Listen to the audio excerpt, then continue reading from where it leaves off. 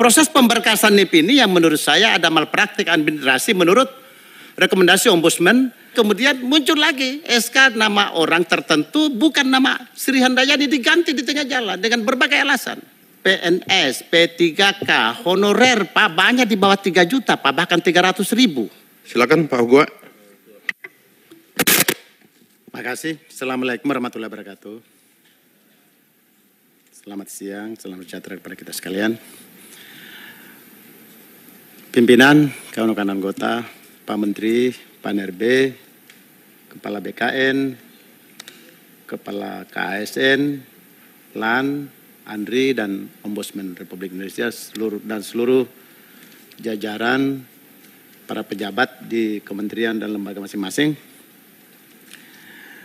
Pertama, saya apresiasi sebagaimana Pak Gous menghargai capaian kinerja. Kalau saya lihat ini Pak Menteri, Bapak Kepala Lembaga, ini di atas 90% semua.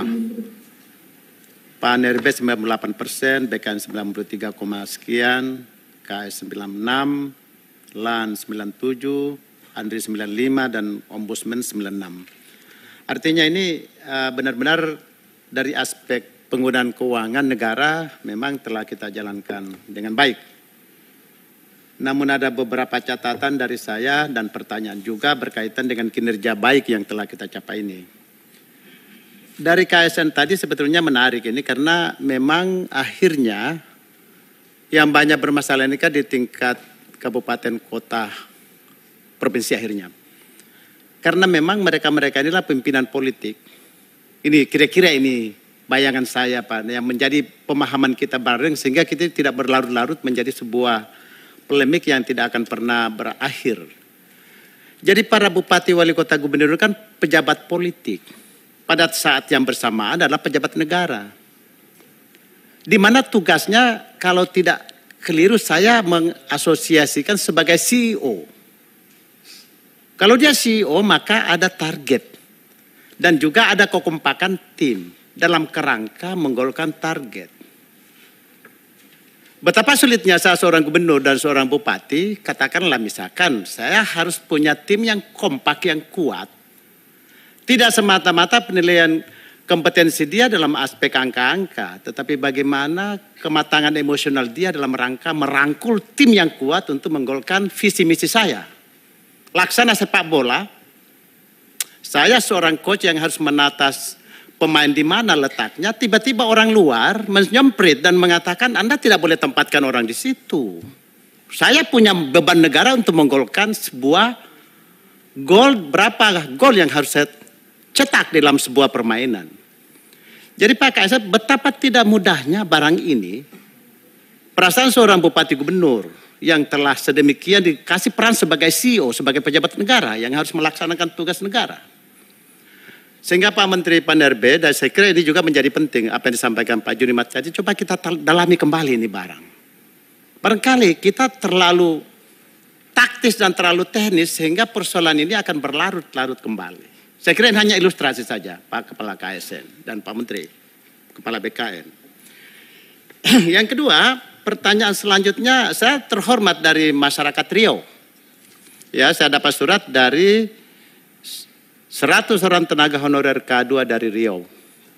Suratnya itu Pak, nomor 100 TH K2 2022 yang masuk ke saya. Intinya Pak Menteri Pan RB dan Kepala BKN. Pendek cerita, mereka ini lulus 13 Februari 2014. Gubernur Haji Anas Makmun mengeluarkan surat keputusan lulus itu berdasarkan kepada surat Kemenpan RB nomor 13 nomor B786M PAN garing 2 2014. Berarti kalau saya lihat ini kan berarti ada proses administrasi tes di 2013 lulus karena ada rekomendasi dari Kementerian Pan RB. Berarti kan mereka-mereka ini sebetulnya secara kelembagaan negara mereka lulus. Mereka sudah melakukan apa? Karena tidak pernah keluar bisa NIP-nya. Proses pemberkasan NIP ini yang menurut saya ada malpraktik administrasi menurut rekomendasi Ombudsman Riau pada ada lengkap sekali ini. 23 Oktober 2017, Ombudsman Riau mengatakan bahwa ada praktik administrasi dari pemerintah daerah Riau karena mereka sengaja diterlantarkan orang-orang ini. Dan beberapa gubernur di ini dan kebetulan juga di Komisi 2 ada Pak Andri di situ. Pak Andri saya lihat nanti dibantu Pak Andri. Beliau mengatakan kejadian itu sebelum saya jadi gubernur pada saat itu. Masih panas, masih Haji panas ini. Lalu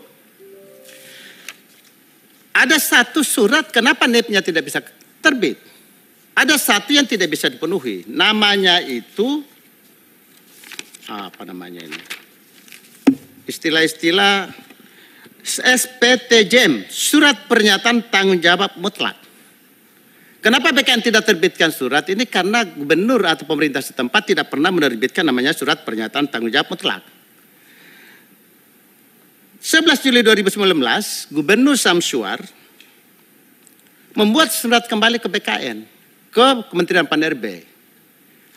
Melanjutkan dengan morat maritnya tidak ada surat STJM ini.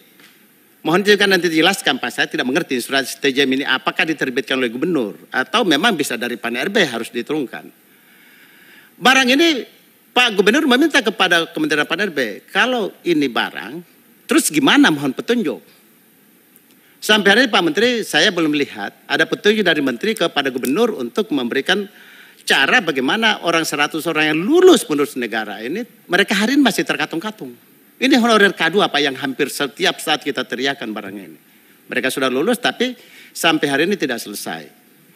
Saya minta Pak Menteri Pan-RB dan Ombudsman, Pak tolong juga ini karena ini kasus negara Pak, itu tolong juga dilihat kembali karena sudah ada malapraktik administrasi, lalu selanjutnya seperti apa supaya gigi ombudsman juga itu semakin kencang di mata lembaga-lembaga lain. Itu jadi pertanyaan saya tegas tadi bahwa bagaimana penyelesaiannya mereka ini. Dan kalau bisa mereka gubernur setempat minta petunjuk hukum atau petunjuk apa dari Kementerian Pan-RB untuk penyelesaian hal ini. Kedua yang saya lanjutkan dengan disampaikan oleh Pak Samsur Rizal sebetulnya. Ini juga ada mafia yang harus tidak bisa ini diselesaikan secara administratif. Ada kunjungan ke lapangan Pak Kepala BKN. Saudara Sri Handayani ini ketemu saya 3 hari. Saya coba memahami persoalannya dan karena menangis terus. Karena dia merasa terlalu secara emosional dia hancurkan. Betul-betul. Sampai orangnya bersangkutan ke sini, ke Komisi 2. Saya ketemu semua Pak Gaus dan beberapa. Karena setiap kali bicara menangis terus. Wah ini sentimental juga ya sebagian Pak Gaus ini. Nah, apalagi cewek kan. Lalu Pak Menteri, Pak Kepala BKN, ceritanya gini sebetulnya. 20 orang lulus. Ada kepentingan 1 orang harus lulus. Kira-kira begitu skenarionya ini. Dari 20 orang ini ada 1 orang yang tidak lulus. Harus dimasukkan masuk kira-kira.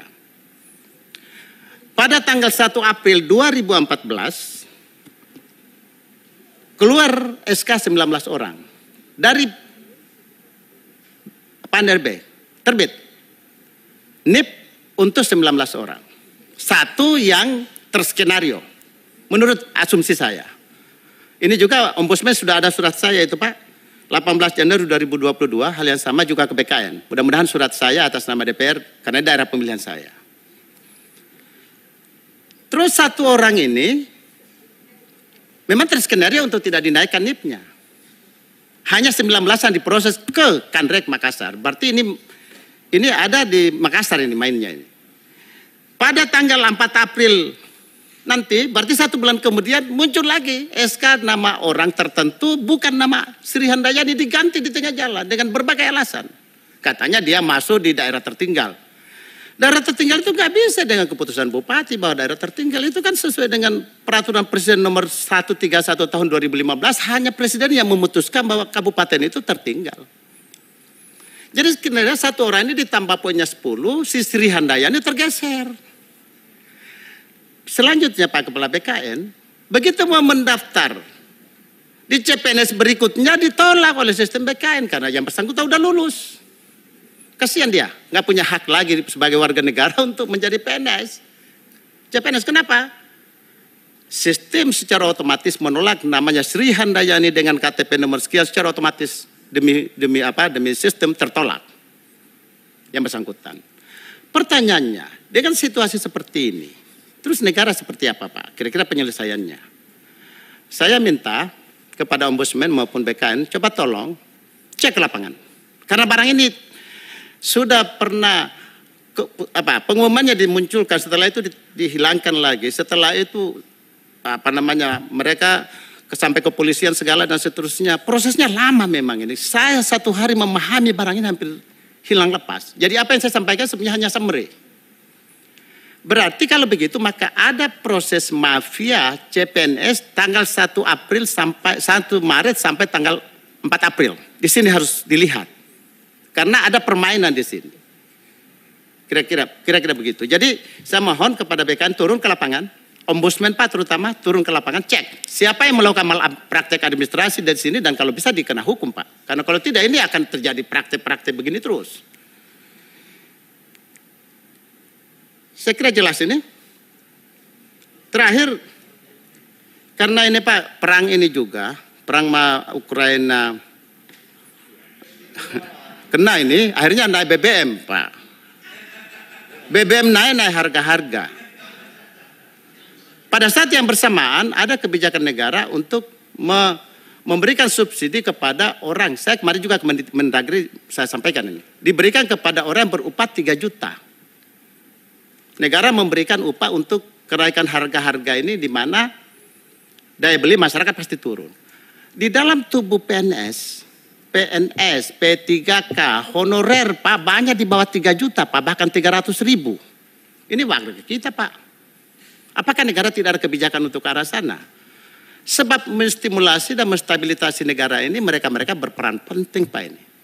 Sangat penting dalam memikul tanggung jawab negara ini, mereka ini. Jadi saya minta Pak kebijakan negara juga. Bukan cuma orang pekerja sektor informal di luar ini, tetapi mereka PNS. P3K, honorer yang hanya 300.000 yang sudah mengabdi kepada negara ini, saya kira tolong dipikirkan ini Pak. Dan pada saat yang bersamaan juga, saya pun harapan, kalau boleh juga PNS atau P3K honorer juga ini bisakah juga dipikirkan inflasi yang sedemikian naik terus, mereka ini nggak pernah bergerak. Kalau ini dipikirkan Pak, saya kira ya kita pikirkan juga kemajuan negara, tetapi orang-orang bekerja untuk negara ini saya kira sudah saatnya juga kita pikirkan. Mudah-mudahan setelah pandemi ini membaik negara, membaik ekonomi negara, ya sudahlah sama-sama pembangunan, sama-sama juga peningkatan kesejahteraan para PNS, P3K maupun tenaga honorer coba kita lihat kembali Pak. Saya kira itu, terima kasih. Assalamualaikum warahmatullahi wabarakatuh.